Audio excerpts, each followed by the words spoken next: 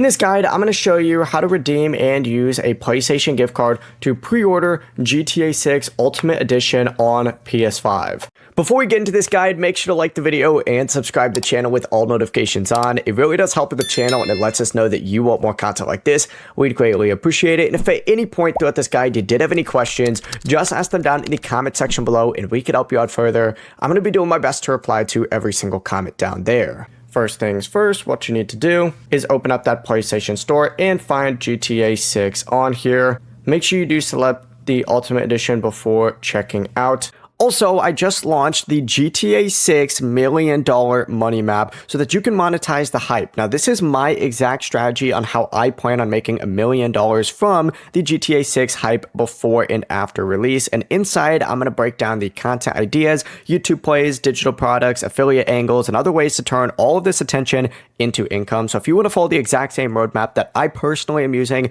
check it out. Every purchase also does help support the channel and allows me to continue making videos like this. We'd greatly appreciate it.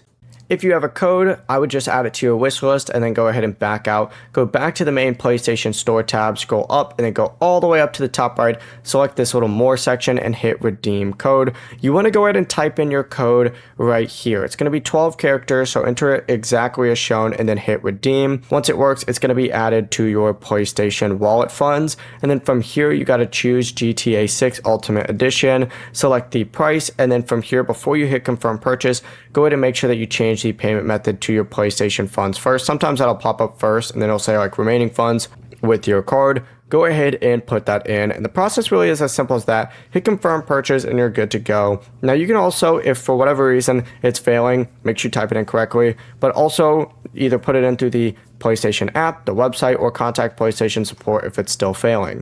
Before you leave this guide, make sure to like the video and subscribe to the channel with all notifications on. It really does help the channel and it lets us know that you want more content like this. We'd greatly appreciate it. If at any point throughout this guide you did have any questions, once again, ask them down in the comment section below and we can help you out further. I'm going to be doing my best to reply to every single comment down there. Have a great rest of your day though.